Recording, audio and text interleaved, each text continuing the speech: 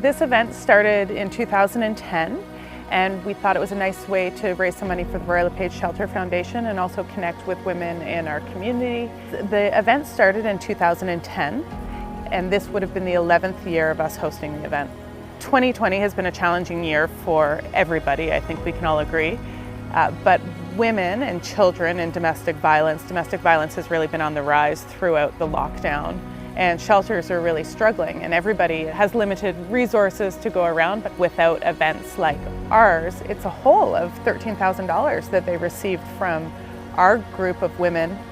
In lieu of being together, I've teamed up with some pretty amazing survivors and advocates to share their stories and put together this video. Please have a watch, share widely, and contribute if you can. Help us break the cycle of violence in our community. When I was growing up, I had an abusive father.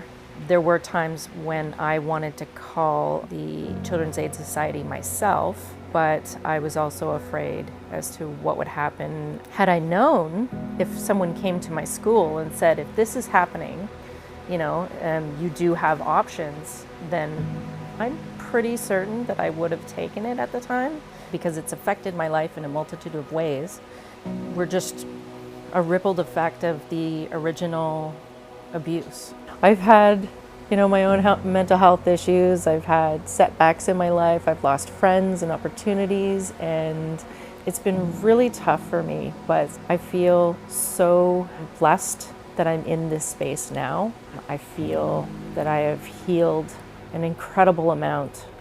It only takes one person to stand out and have the courage to be there and listen and try to set that person up with even just one resource. So Halton Women's Place is a short-term crisis shelter for women and children who are fleeing domestic violence.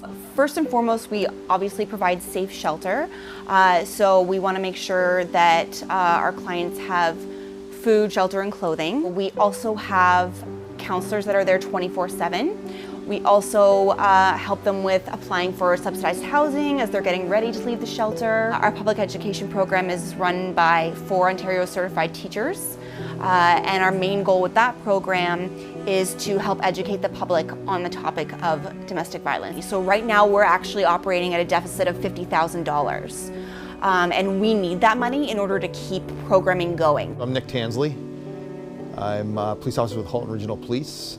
Previously worked in the domestic violence unit as an investigator. I ended up being involved in a domestic violence investigation where a family had come into the station looking for information. On that day, she had come in with her two kids, and she had alluded to about 20 years of domestic violence that occurred within the home. So at one point, I was interviewing one of the children, who was a teenager at the time. Towards the end of the conversation, I had asked them, due to the volatility of the situation, that they go spend some time in a shelter until we could facilitate the arrest of their father. And obviously they broke down crying in front of me, and they're like, you can't believe what you're asking us to do. And I kind of just bit my lip for a second, because I was envisioning myself in that position when I was that age. And I said, you know what, I do completely understand what I'm asking you to do, because I had to do it. And I had divulged my story to them. Telling my story on that day was the first time in 32 years I'd ever spoken about it outside of my immediate family knowing anything about my past. And I kind of felt like a weight at that time had lifted off my shoulders. I was abused as a child. I still remember my dad with a 4-inch leather belt that he would take out of the drawer that was wrapped in duct tape with a handle that he would hit us with.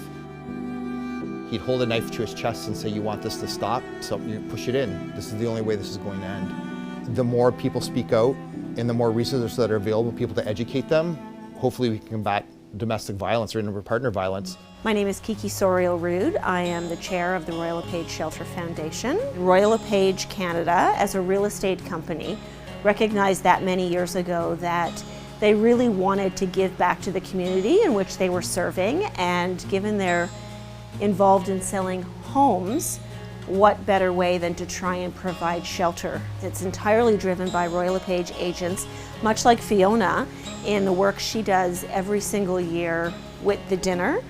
Right here in Halton, domestic violence and intimate partner abuse happens. What we're doing and what Fionna does to raise funds for Halton Women's Place is always important. But during COVID, we were told to stay at home because that's the safest place to be. Well, for women who are experiencing violence in the home, that's the least safe place they could be. The other reason it's so critically important is because a lot of the ways that fundraising happens is through golf tournaments or a variety of events that bring people together. With those things not happening now, we're seeing women's shelters see their fundraising deplete significantly.